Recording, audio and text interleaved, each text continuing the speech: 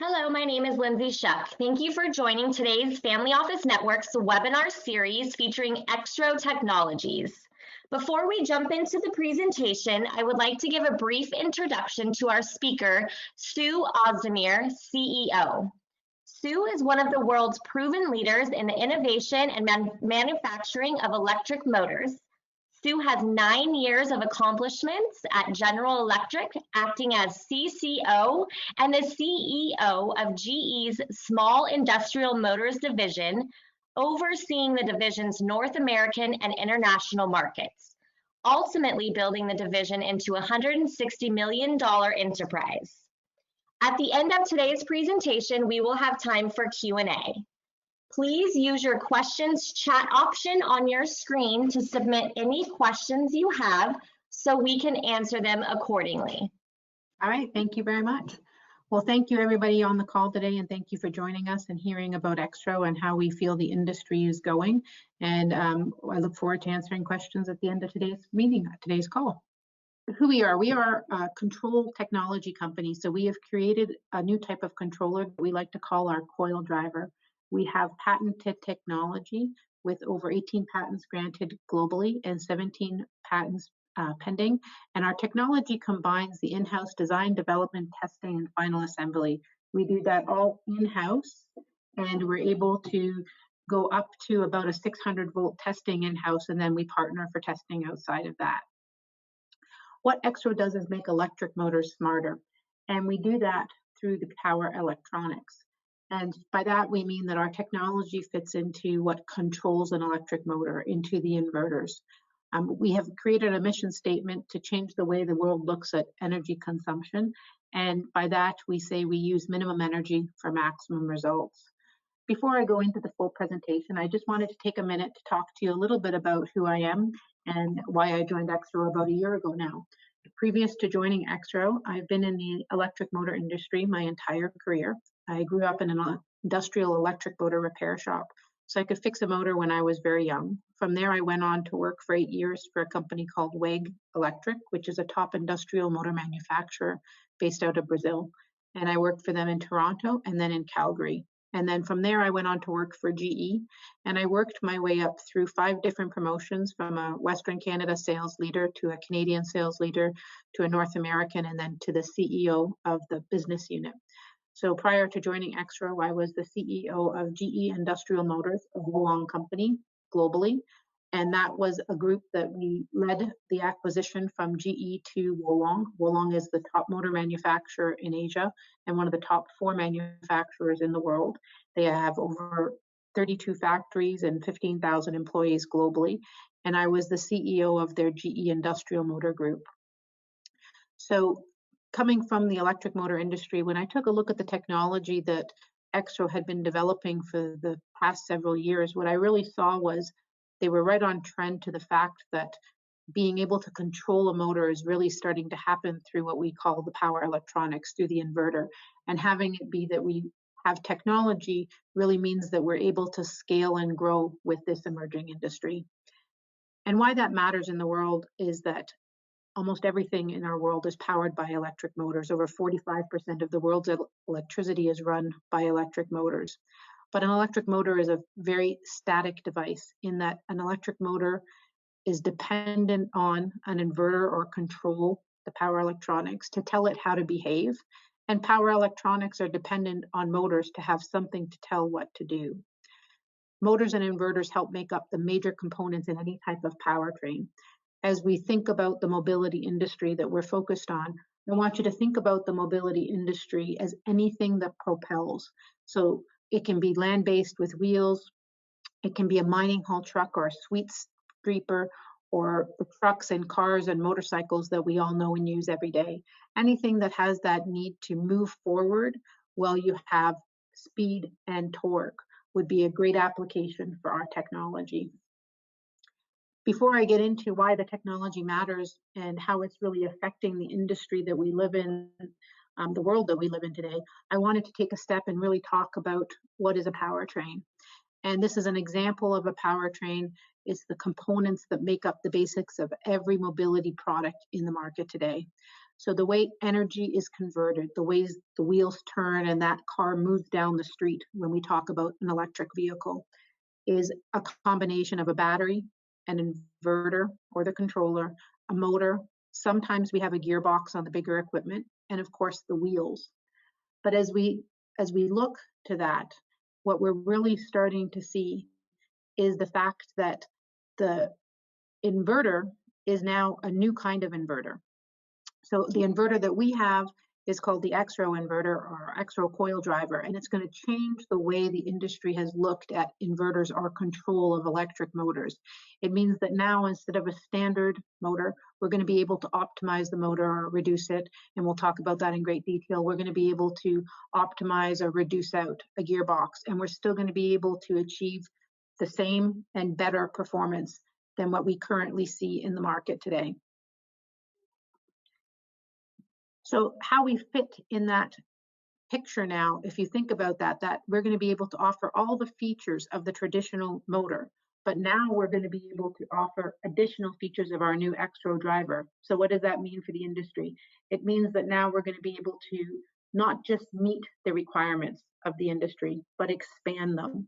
We're not just going to be able to stay within the limitations that we see today, but we're also going to be able to be dynamic, on the fly and intelligent, reacting as the vehicle propels down the street or in action. So the problem in the industry really is that, again, if we go back to that standard powertrain and we start thinking about the vehicles on the market today, whether it's a Porsche Taycan or an Audi or a Tesla, all vehicles are using a combination of a number of motors, drives, and gearboxes to be able to achieve the performance that they need at a cost-effective price. And the reason that's happening is because currently we have limitations on the type of motors that are available. And a motor is limited, as we talked about at the beginning, to what it's been set up for. So right now, that controller or inverter in a powertrain will dictate, use motor 1 for torque or the front end motor, and use motor 2 for speed. And the controller will tell that powertrain to flip back and forth as it senses the need for torque or speed. The manufacturers are compensating. They're trying to get the performance that they need through these available components. And we even see newer companies and European manufacturers in particular moving to the new skateboard chassis. Great technology, but the same thing. Now they have 4 motors, 1 in each wheel. Again, they're driving torque and speed to a higher precision level, but again, they're just sending control methods to do that from the front and the back.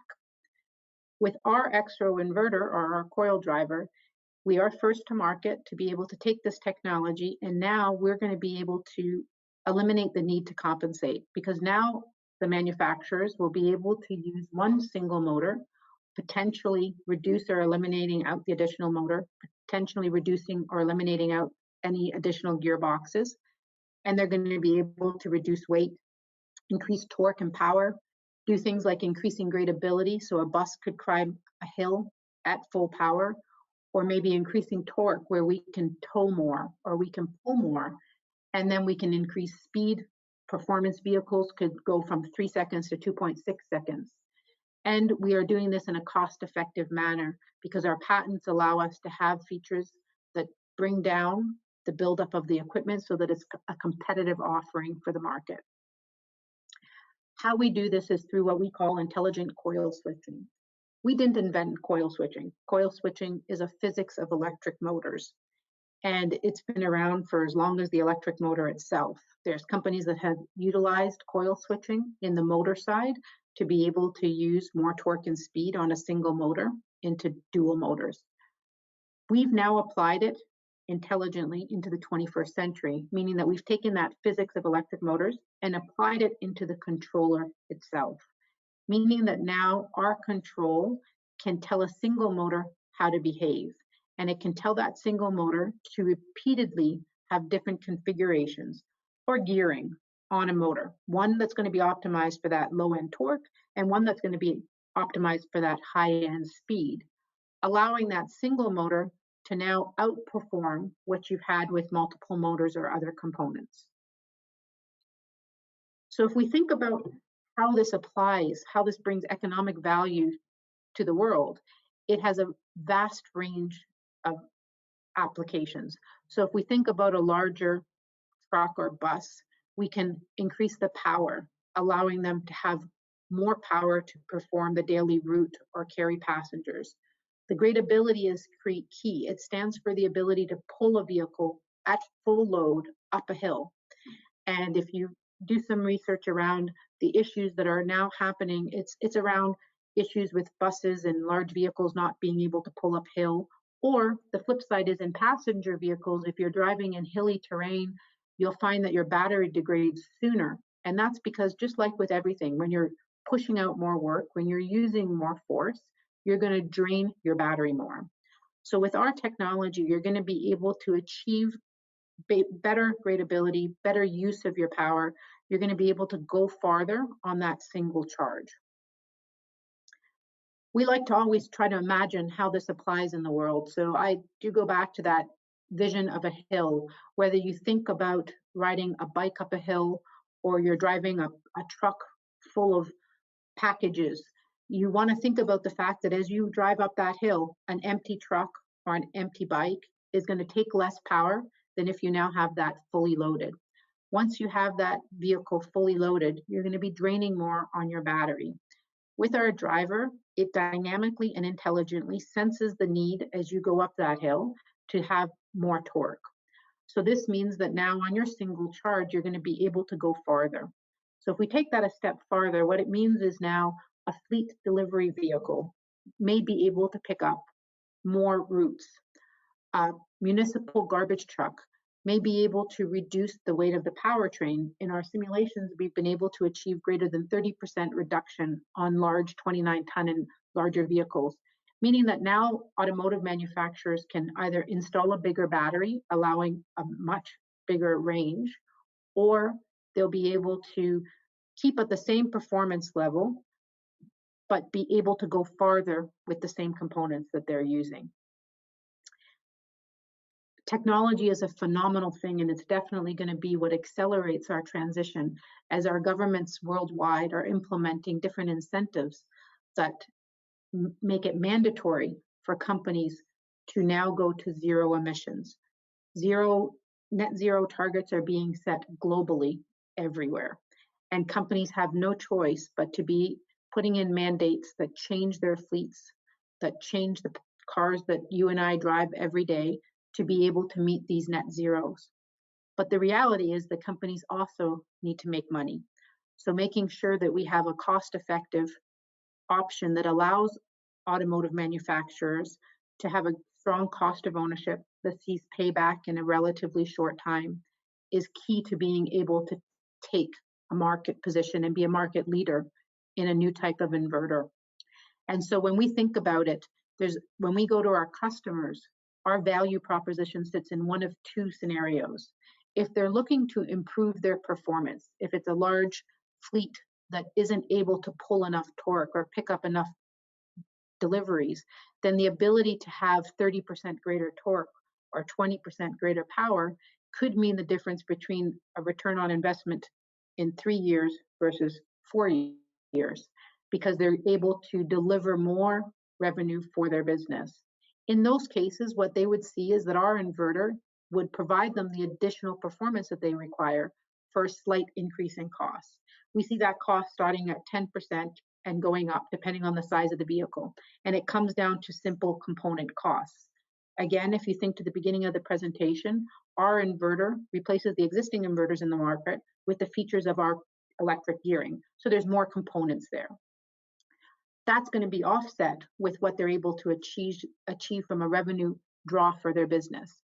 The other scenario, our optimization scenario, the one that we see as most ideal and that has been gathering business for us over the past 12 months, is where they're able to optimize the performance. So they're decreasing a motor, they're decreasing or eliminating a gear, they're getting overall gain in system efficiency, more energy, going farther on a single charge. Now what's happening is they can reduce the cost. They might have a slight increase on the driver itself, but their motor will be less. The overall system cost is less. And we've seen upwards of 20% or greater in cost savings when you utilize our driver with a full optimization. We like to call this our intelligent electrification. And as we look to it, we have an example today that shares one of the simulations and projects that we're currently working on in-house with our partners. And what we're demonstrating in this particular scenario, they were looking for more torque while they're at full speed. So we're achieving greater than 30% gain in torque and greater than 20% increase in speed at the same time. So what does this mean for businesses, for people, for our society, for a sustainable future? It means that fleet vehicles are going to be able to do more routes with less charging. It means buses are going to be able to go farther. And it could open up the door for buses to be able to add additional passengers because they'll be able to tow more. It means that performance vehicles are going to be able to do more laps with less charging. It means that consumer vehicles are going to be able to go farther on a single charge. So when I joined in September of last year and I saw this technology, I knew that our focus needed to be in a couple of key buckets to make us a successful future. One was to focus ourselves on a particular industry that would allow us to capture that industry and become a market leader, and then allow us to go into different industries once we do that. And so we've been completely focused on the mobility industry for the past 12 months, as it's a great industry for us. Almost all of the industry is propulsion, variable torque applications that are a perfect fit for our technology. It makes no difference if we connect into a motor or a generator, or if the vehicle is battery electric, plug-in, or hydrogen fuel cell. All of the applications require an electric motor and propulsion. So it was a strategic decision for us to focus on that and do it really, really well. In addition to that, we made a commitment that we would enter into 8 commercial deals by the end of 2020. And as of August of this year, we had entered into 7 of those deals. And our goal was to show a few things. The first thing was that we are completely scalable. We can do everything from a scooter to a bus and larger. Our technology can scale into the different applications. It's not a plug and play. We do customize for the powertrain itself, but the basic design and patents are the platforms that we use according to the different ratings. And the different partnerships would demonstrate not only our simulation and test bench results that we have in-house with our proof of concepts, but in application, on the road, working prototypes, so that in 2021, we can really take the market with larger tier 1 style customers that buy large volumes. And so our partnerships range from an electric bike to an electric car to off-road equipment like boats and snowmobiles, to agricultural and mining, heavy mining equipment like we have with Clean Seed, to high performance existing proven electrical vehicles like Zero Motorcycle and C Electric. Zero Motorcycle is one of the top electric motorcycle manufacturers in the world right now. They sell thousands of bikes every single year, and we are in development with them to deliver a proof of concept for the electric motorcycle industry, optimizing their powertrain for the first quarter of next year. I'm going to take a few seconds to talk about 2 key projects for us. All of our projects are key, and all of our projects open up great application and segments for us to really position ourselves for future success. But I wanted to talk a little bit about Potentia. Potentia was one of our first projects. In September of last year, they issued us a PO for $500,000 to supply and design a customized driver that they would use in what they call their Pronto flexible powertrain. If you think about cities like the City of Mexico and other cities across the world where they're heavily congested, lots of pollution, millions of cars on the road, and not necessarily a developing country where they have the ability to change out the fleets like we see happening in North America and Europe. These are fleets that still have many years of life left in them. And Potentia is a motor and generator manufacturer that's been in business for over 50 years. And they developed a powertrain flexible, meaning that they can convert from a combustion engine to an electric engine. So they remove the combustion engine, they drop in their electric engine and convert that vehicle, allowing it to have continued life as an electric vehicle. The City of Mexico, like a lot of cities around the world, has net zero targets from 2030 to 2050. And in fact, on days of high pollution, they are mandated not to drive combustion engines to try to keep the pollution down. So it's key for the sustainability of the city, but also from a cost-effective perspective for the businesses. We've delivered the first phase of that project, which was a customized inverter, and it is under testing. We have an update on our website with a press release showing that we are exceeding all of the test results that they have been doing. And then in October, beginning of November, we'll supply the second phase of it, which is the same customized driver, but with the electric gearing, with our coil switching integrated into it, providing us our first proof of concept in an electric car, which will be a small fleet or taxi vehicle for the City of Mexico before the end of this year. This will open up and show all of our existing pipeline the ability to not only have our in-house testing, but a validated on-road safety approved application. And again, our partners are using us as part of a supply chain. They're able to remove the existing inverter and replace our inverter. They're not changing out their entire powertrain.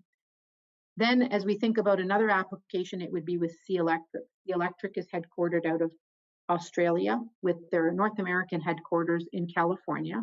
They have conversion projects for companies such as IKEA and UPS, and they're working on everything from a fleet delivery to different types of municipal vehicles like garbage trucks, cherry pickers, dirt removers, concrete trucks. And they have a different type of setup. They're called a retrofitter. What that means is that they buy a set chassis from a tier one automotive manufacturer like Ford, Iveco, and Hino, and they put in their C-Drive powertrain. With C Electric, we're working on the equivalent of a delivery step-up van, which will deliver in the second half of next year, opening up doors for fleets like DHL, Loomis, FedEx, Amazon. And we're also working on a municipal garbage truck, which we are waiting on the timing on, but it'll be somewhere in the second half of next year, a 29-ton electric garbage truck. As we think to the addressable market, and especially during this time of COVID, where we see so many more different things going to electric vehicles, they're right now forecasting over 22% CAGR as the market is growing exponentially, and we can see over $800 billion worth of electric cars in the market. But what's really important is the number of automotive manufacturers that are releasing new styles and new types of electric vehicles, the number of startups from Rivian to Bollinger to Lordstown, creating new types and new models of electric vehicles. Over $300 billion is being invested from automakers to find new types of technology. With the Department of Energy, it has been confirmed that the power electronics are really where the new technology is going to need to come from. The cost of batteries is going down year over year, and we can kind of see the light at the end of the tunnel for reduction in cost of battery, but we still need to be able to achieve much more to truly make the transition to electric. And it started with electric motors. You know, the electric car has been around for a very long time. It's always been run by an electric motor. Then we moved to battery power, and we're still looking at how we make up for range anxiety and improve our battery chemistries to be able to offer cleaner and better battery options. But the power electronics have really just started to take industry in the past 10 years or so, not just in the automotive world, but in the industrial world itself. The ability to do more than just control an on and off, to help a conveyor or a crusher to do more, to intelligently sense more, is just really starting to take the market in the past 10 years, and it's growing exponentially as we look forward. The total inverter market is over $26 billion by 2025. But if we take that down to just where we focus as a company, just what we are looking at as a company, it's really right now the vehicle inverter market. Again, as we progress as a company, as we solidify ourselves as a market leader, as we're doing, then we'll really start to see that we can go outside of this market. But for today, as we talk about turbocharging the automotive industry and the mobility industry, I wanted to really bring it down to that. So as we think about inverters specific to powertrains, as we've discussed for the past half hour, that market is growing at a rate of 17% year over year. And it's forecasted to be over $7 billion by just 2025. And it just keeps growing. By 2029, it's way over $8.5 billion, and it grows as the demand and the production of electric vehicles grows globally, so will the need for vehicle inverters. So as we look back to our business model, how we work, we really align to that model right now, to that need to demonstrate the safety and reliability and build automotive grade products that can be taken and be developed by our partners. So when we initially start, it's just a simple due diligence. We're looking at simulation software. We use ANSYS simulation software, which is the top simulation software available in the market today. And we're able to quickly simulate the benefits that we would be able to bring a manufacturer, whether that's a tier one automotive building an EXRO or a true tier one automotive like a Porsche or a Ford or a Caterpillar. We're able to look at their application and give them an idea of the benefits that we'd be able to bring and the type of budgeting that they'd have to be able to supply. Once they're interested in us and we've decided that it's a good partnership for both companies, then we enter into our system optimization stage. That's where you'll see it becoming material facts for the business, where you'll see us releasing press releases, and where we start talking with the customer on a much deeper level, where we have different levels of data that they're sharing with us for us to begin the design and development stage. The design and development stage takes us anywhere from 8 weeks to upwards of 3 months, depending on the size and exactly what we're developing. If we're working strictly on a controller or if we're optimizing the entire powertrain as it relates to our controller, so suggesting motors, batteries, and other components. Once we develop and deliver that, then we send it to the customer. So like we've discussed, we have our proof of concept for the 100-volt or small passenger vehicle being delivered this year. We have our medium, which is the 400-volt SUV, small delivery truck, high performance vehicle like Zero being delivered in the first quarter of next year.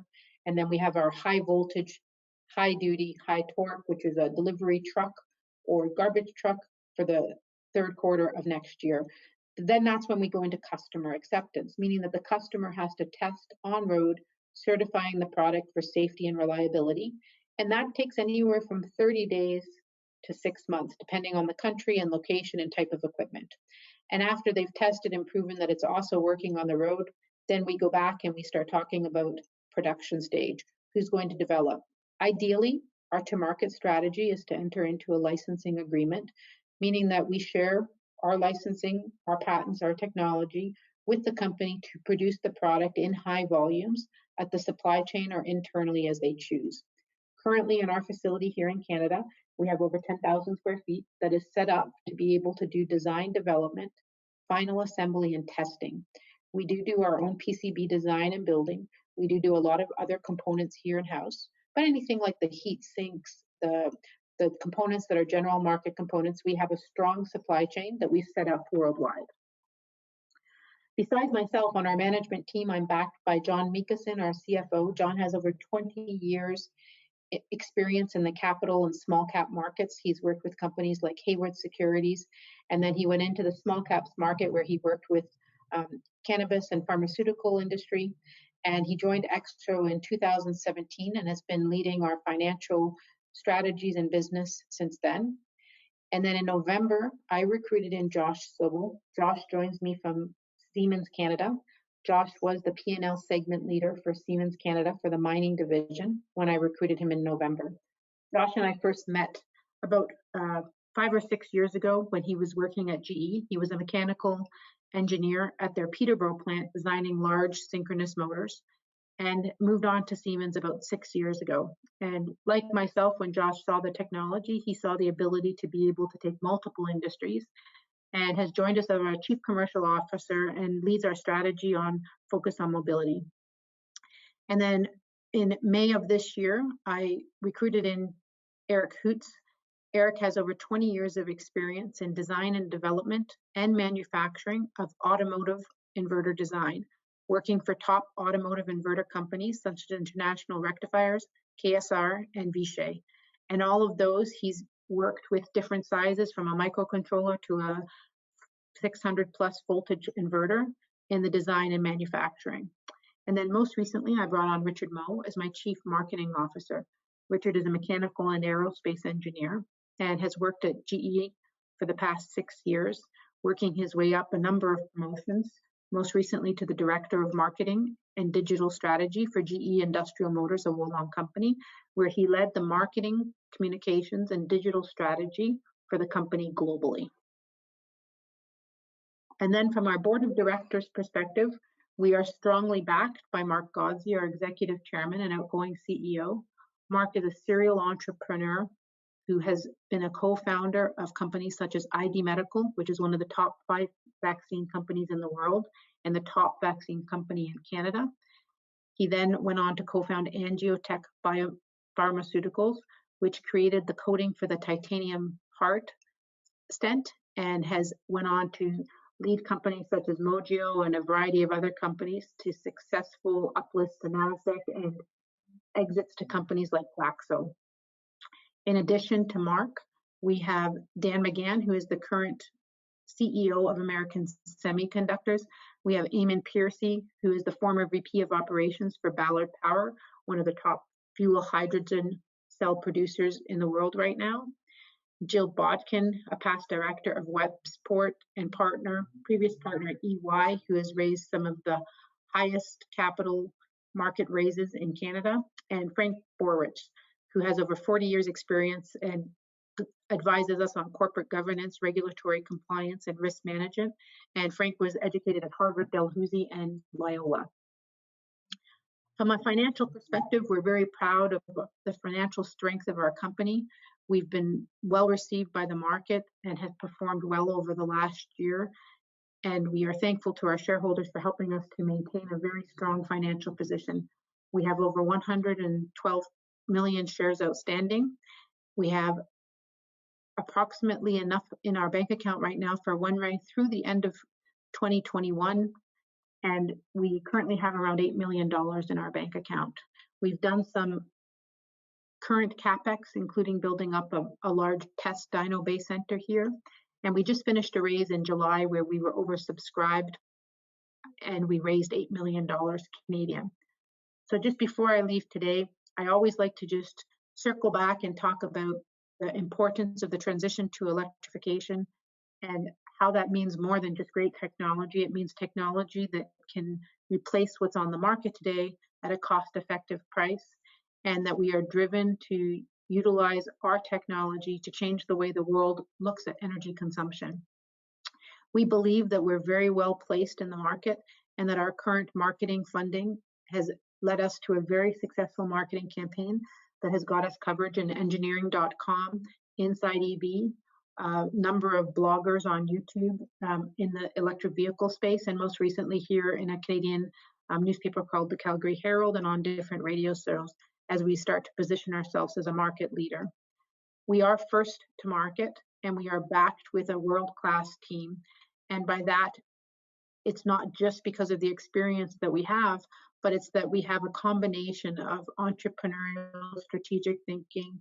We have corporate backgrounds that allow us to put in the process for long-term sustainability as a business and to think about how we get to that profitable scenario in the coming years.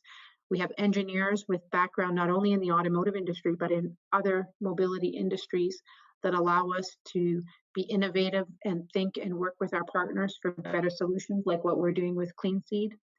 And we are making a next generation of technology. We are a step change in power electronics, changing the inverters that have been traditional and used, utilizing a physics of electric motors that's hundreds of years old, and making it all intelligent and dynamic and consuming less as we do that. With that, I thank you very much for hearing our presentation, and I open up for any questions that you may have. Sue, thank you so much. And again, everyone that's online with us, please use your questions chat option on your screen to submit the questions, and we will answer them accordingly. So Sue, we're just going to dive right in. A question from Robert. How is the coil switching configured? And you mentioned require gear. How gear play in that coil switching? Maybe he's asking, how does that gear play in the coil switching? Yeah, perfectly.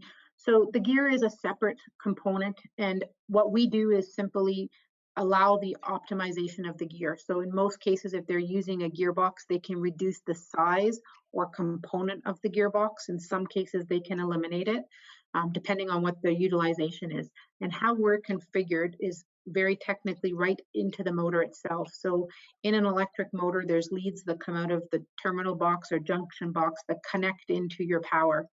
And we need all of those leads out, and then we connect into each lead, each phase of the motor, and we're splitting the path of the voltage into each of those leads. Great, fantastic. Does your technology work with both radial axle motors? And do you think EV industry can use both radio and axle motors? Yes and yes. I think that there is definitely technology that has benefits over other technology, but I think that the interesting thing about the electric vehicle space is that all of the products are very specific to the type of application that's being drawn. So an axial radial flux motor will work better in some applications than other applications, but for example, as we scale up into a large garbage truck, an axial flux may or may not be the best choice. And so I think it just depends on the weight of the vehicle being pulled, the other components that are surrounding that vehicle, and it's very much about system optimization versus component optimization. Fantastic, thank you. If you wouldn't mind going back to your financial page slide and kind of just going over that one more time, that is a question here. Yeah, no problem. We just have this one on here for now. So from a financial perspective, we currently burn around 525,000 Canadian a month. That supports a team of about 25 people plus about another 10 in different part-time consulting and contracting roles. And we anticipate that we'll probably grow by about another 4 or 5 people. From a finance, administration, marketing, and commercial, we are pretty set and executive. But from the engineering side, we have closed more projects than we anticipated by this point of the year. So from an engineering side, we need a couple more engineers to keep us going and to be able to continue to close deals and move ahead with future projects. So we could see that go up a little bit. We have around $8 million currently in our bank account. And so we have enough runway to get us through probably the end of next year. We just completed a round that was banker supported, banker led from Gravitas Securities here in Canada at the middle of July. We were out raising $5 million. We were greatly oversubscribed and closed at $30 million. From at $8 million, we were raising $5 million. I apologize. And then from a revenue perspective, we see this year and next year as continuing to put out the first, pilot proof of concept specific to the applications that I shared. A small amount of revenue possibly in next year, building substantially in 2022 with our forecasted financial modeling, putting us to an EBITDA positive position by the end of 2023. Perfect. Thank you, Sue. And again, I believe we did go over this as well, but the question is, do you have contracts with major auto manufacturers? And if so, are they mainly electric car manufacturers? Okay. All of our projects to date have been announced in our press releases. All of the projects that we feel are material at this time we have put out. We do have lots of NDAs in place and a very robust pipeline. And really the next major milestone that most of our potential and target customers that would be those big automotive would be this next proof of concept that we're doing for Potentia, which really proves that we're able to scale our technology from our current proof of concept, which was a micro mobility two-wheel electric bike, into the electric vehicle four-wheel market. And that's a really critical milestone for us. When you're building inverters, it's about the ability not only to have the technology to do this, but to be able to control your heat and thermal and cooling, your harmonics for noise, and your cost considerations for electric components. So our ability to produce that in the coming weeks is really critical to our future, and we are feeling very optimistic about that right now. Great, thank you. And Sue, can you give us a high-level overview of what your next milestones would be for the end of this year and early next year? Sure. So from an end of this year to early next year perspective, we have kind of 3 to 4 major milestones that we feel change the future for EXRO. The first one is entering into our 8th deal, which would meet our commitment that we made over 12 months ago. And we feel very optimistic about that one. The second one is continuing to build with our board of directors. and ensuring that our board has support of key people from the automotive industry that will be able to help us to have discussions with the tier one automotives around licensing, partnerships, strategic alliances as we move forward. So we'll be actively recruiting for our board. We're looking to do some uplists. Currently, we are traded on the Canadian market on the CSE under XRO and on the US market under OTCQB under EXRO and so we are looking to uplist and putting our plans together for that. And then finally, from a technology perspective, one is completing our innovation center to be able to support the testing and development that we see with the current pipeline, which is well underway and will be done by mid-October. And the second one is to put out 2 key proof of concepts this year. The first one is the vehicle one that we've talked about in detail that is due at the end of October, beginning of November, giving us our first in-car proof of concept. The second one is a high performance 400 volt, which will deliver in the first quarter of next year to zero motorcycle. That will cover the majority of the automotive market today. And then we have some R&D developments with our battery management, same type of inverter that we will have out by the end of the year. Perfect, thank you. Let's see, if you can kind of give us a little bit of background on how large the team is at this time. Sure. So we have over 25 employees right now between employees, contractors, in-house and existing. We have 15 of us here at our headquarters in Calgary, Alberta. The majority of our team is engineers. Even our marketing and commercial team is all engineers. And then we have a small finance and administration team and a small business development team. Fantastic. We're going to go back to the financial questions here a little bit. And Robert, I'm going to try to kind of correlate yours, to combine them together a little bit for Sue here. So he would like to know, when do you see revenue coming in? And what are your plans to raise money again with the pre-money? Okay, so we are anticipating and hope and optimistic that we will start to see revenue at the second half of next year. As we start to deliver those concepts, they'll start getting us into the production. And usually how it works is if they're a company that produces 5,000 units in a year, you may see your first year with under 100 units as they try different applications, different pieces. So the first will be a little bit smaller of a revenue, but what it really is doing is substantiating that future revenue for that EBITDA positive for second half of 2023. And currently, as we just finished raising in July, we are just considering what time period we will be going out for a second raise. Right now, we don't have that timing. We're secure, as we've talked about, through the end of next year. So we're just putting our plans together. Of course, with COVID, we are being extremely careful and watching, just like we did in July, to make sure that we bring the most value to the company with meeting our milestones and bringing as much enterprise value as we can before we go for that raise. So we don't have a time for that right now. Great. And so who would your competitors be? So from a direct position, we have no competitors doing this type of technology through a drive or controller or inverter. We are first to market in a power electronics segment. We still consider competition being anything that could be a shift technology. So where a tier one automotive could choose to use a different style of motor that could double the torque or double the range. The interesting thing about that level, that indirect competition, is that we could still complement that technology. So should a manufacturer choose to go with an axial flux, smaller pancake style motor that delivers double the torque, we could still complement them with the drive that continues to deliver further optimization. Fantastic, thank you. Again, we'll give a little bit more opportunity for questions to come through using your questions chat option to send those over. Sue, what would you say your biggest risk or concern for coming months would be, and what keeps you up? So right now, I'm sleeping pretty good. We have the normal ups and downs of a business that we're managing through, but I think as an executive team, we're experienced with planning for growth and risk, and I think we've done a really good job of highlighting that. From a balance is what I would see as a technology company. I recognize that we have a higher burn rate Our CFO, John, likes to say that our assets ride in elevators.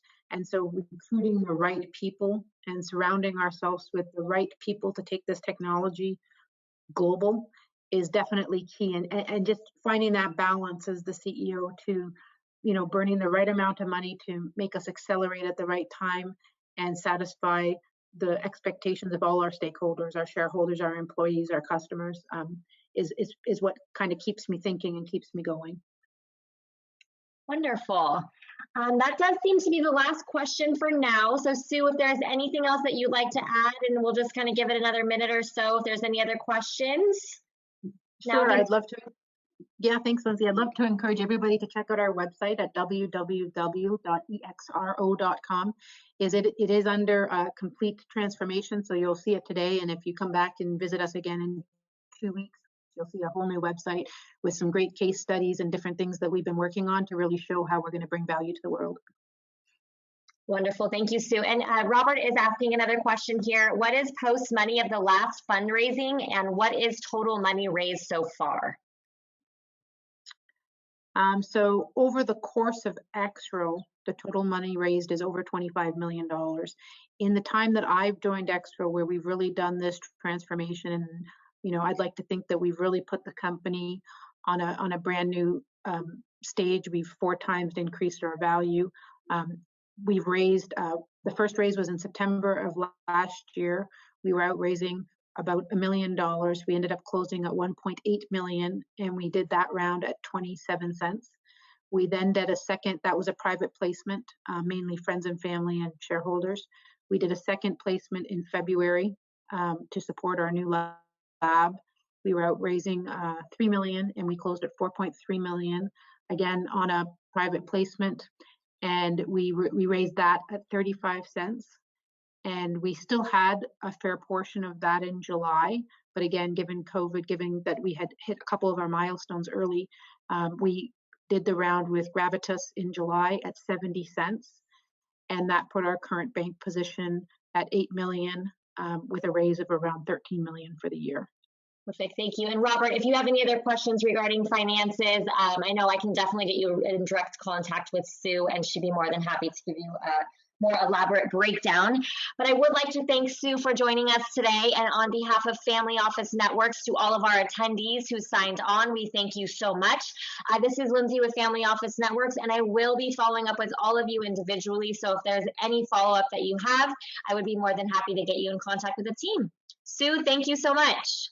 Thank you, Lindsay. Take care.